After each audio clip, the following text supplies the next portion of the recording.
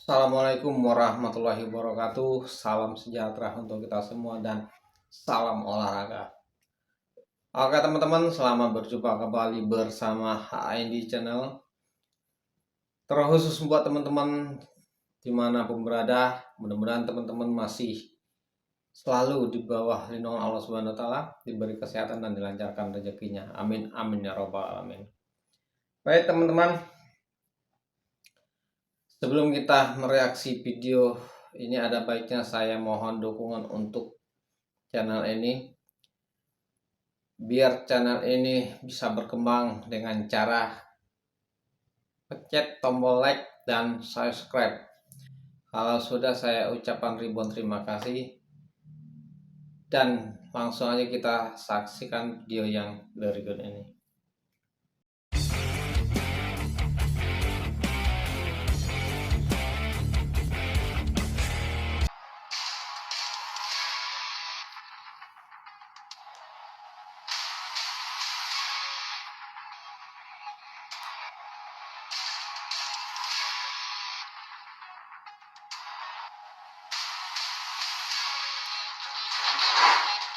Peningkatan performa yang ditunjukkan Indonesia khususnya di timnas senior benar-benar membuat media-media asing kini gencar menyoroti tiap hal yang berkaitan dengan tim Garuda, termasuk di gelaran AFF kali ini, yang mana Indonesia mampu membuat heboh ketika PD menurunkan skuad U22.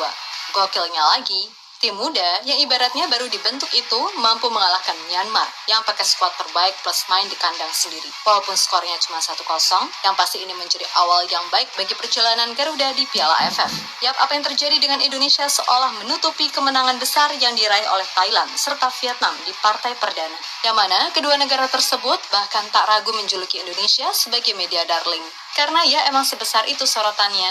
Bahkan untuk sekelas Piala AFF aja, FIFA sampai membuat postingan khusus walaupun cuma server Indo sih. Tapi sebelum ini pun Indonesia jadi satu-satunya negara ASEAN yang banyak dibahas di media-media besar seperti ESPN, 433, sampai akun FIFA itu sendiri.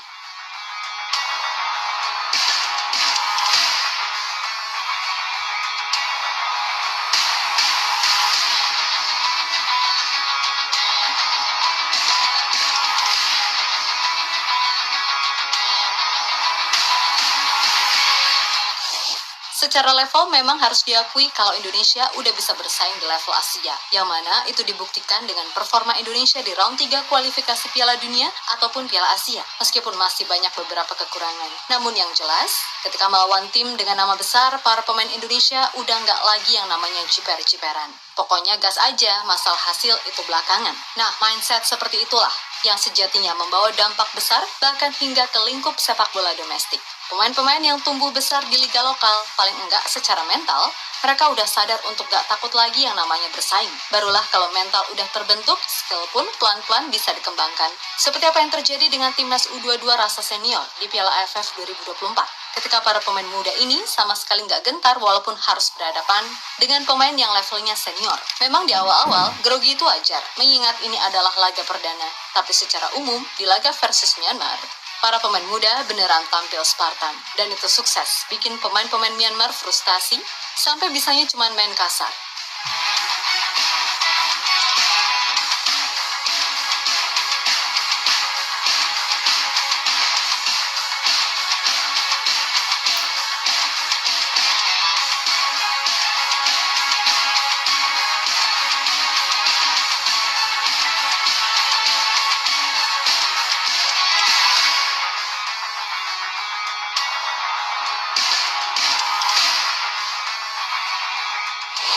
Yap, mentalitas yang terbentuk juga nggak bisa kita lepaskan dari keberadaan pemain-pemain dalam tanda kutip senior di tim. Pemain-pemain seperti Asnawi, Rafael Strike, Pratama Arhan, hingga Muhammad Ferrari benar-benar menunjukkan kalau mereka mentalnya udah level Asia. Sehingga itu mampu mendongkrak serta memacu para pemain muda yang ada untuk gak takut berduel dan sebagainya. Dan kelihatan kok pemain-pemain seperti Kadek Arel, Doni Tripamungkas, Victor Detan, hingga Arkan Fikri sekalipun bisa tampil lepas di sepanjang laga khususnya babak kedua. Nah, dengan kekuatan mental yang semakin oke, harapannya di pertandingan selanjutnya, tim ini bisa makin pede. Apalagi di match kedua, saat bersuara lolos, Indonesia akan bertindak sebagai tuan rumah. Dan itu bisa jadi kesempatan bagi mereka untuk tampil lebih baik serta membuktikan kalau kemarin itu cuman grogi aja, sehingga beberapa kali terjadi kesalahan elementer atau miskomunikasi.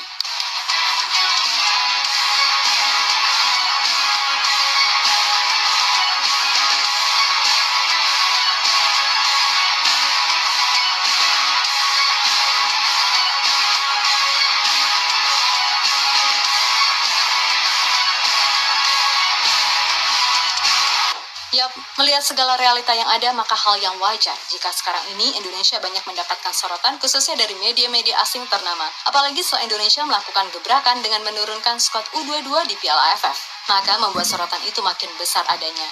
Sebab media-media asing sangat penasaran dengan penampilan tim muda ini. Sesuatu yang kemudian membuat kemenangan besar Thailand serta Vietnam di match pertama seolah ya udah dianggap sebagai hal yang wajar. Malah yang ada, media-media besar lebih antusias menyoroti kemenangan Indonesia atas Myanmar walaupun itu tipis. Maka dari itu, nggak heran juga kalau Thailand ataupun Vietnam menyebut Indonesia sebagai media darling. Karena memang begitu banyak sorotan yang terjadi. Bahkan Indonesia juga jadi satu-satunya tim ASEAN yang dibuatkan video khusus dari FIFA. Serta jadi satu-satunya tim ASEAN yang kiprahnya di Piala AFF disorot FIFA walaupun sih cuma pakai server Indo. Tapi intinya, seperti apa yang pernah diutarakan Presiden FIFA, kalau Indonesia memang jadi negara yang paling seksi di kawasan Asia. Dan gak kebayang akan seperti apa kegilaannya kalau semisal tim Garuda mampu lolos ke Piala Dunia 2026. Amin.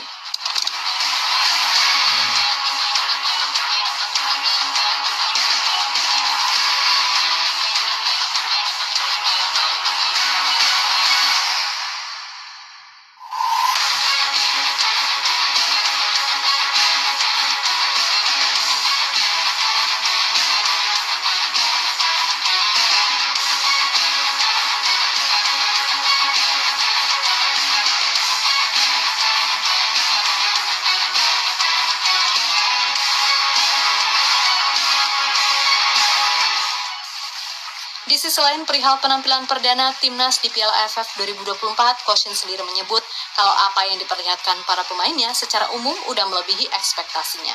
Dan ia memaklumi kalau di babak pertama, para pemainnya tampil seperti grogi.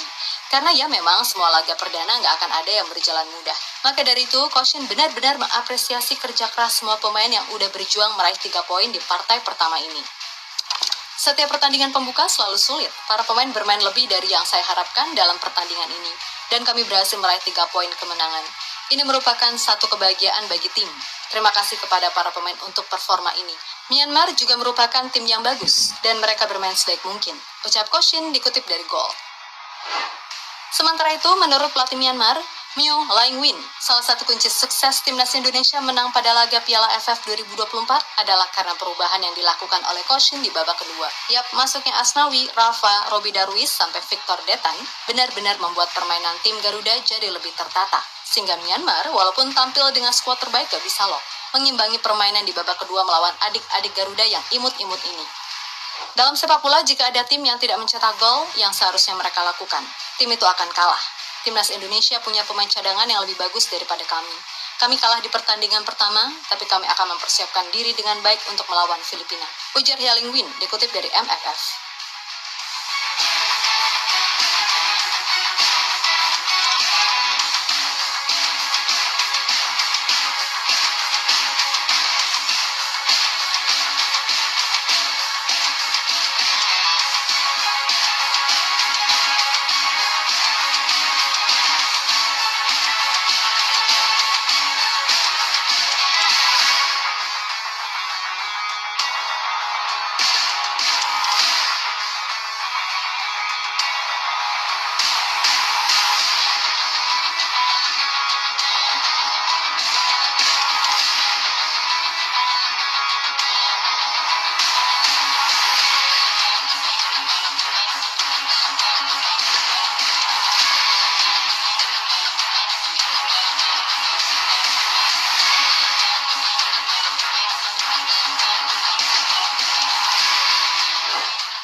Yap, terlepas dari apapun, semoga saja grafik tim Garuda di turnamen ini bisa terus meningkat. Dan semoga saja para pemain gak ada yang mengalami cedera atau apapun. Khususnya mereka yang selama ini jadi langganan masuk timnas senior di round 3. Intinya, main lebih klinis dan hati-hati. Gak usah terlalu lama pegang bola, karena di Piala AFF, kelamaan pegang bola, maka bukan gak mungkin tiba-tiba ada kaki yang nyangkut ke kepala. Jadi pokoknya main aman aja, gak usah aneh-aneh, ikuti arahan Coach Shin dengan baik dan main sesuai kapasitas. Kalau itu bisa dilakukan, kami yakin kalau tim muda ini bisa kok berbicara banyak di turnamen Mortal Kombat ini. Piala AFF maksudnya.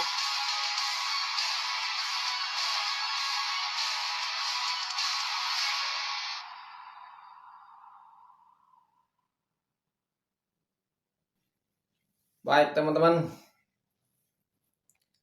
timnas kita menang 1-0. Itu udah suatu prestasi yang sangat luar biasa. Mengingat timnas kita kan timnas U22 yang turun di Piala AFF tahun ini. Sementara timnas Thailand menang 10-0 dan Vietnam aja menang 4-1. Itu merasa iri terhadap timnas Indonesia. Karena seluruh media-media yang ada mau di Eropa, mau di Asia, mau di Asia Tenggara, itu tertuju kepada timnas Indonesia. Bahkan FIFA pun bikin channel khusus buat timnas Indonesia. Itu sangat penghargaan yang sangat luar biasa. Walaupun kita yang main di Piala AFF ini adalah timnas U22, akan tetapi antusias seluruh masyarakat Indonesia sendiri mau warga luar pengen melihat pertandingan timnas Indonesia. Nggak peduli itu turnamen apa, yang penting mereka meliputin timnas Indonesia. Ini suatu kebanggaan bagi kita, karena timnas kita disorotin di seluruh dunia.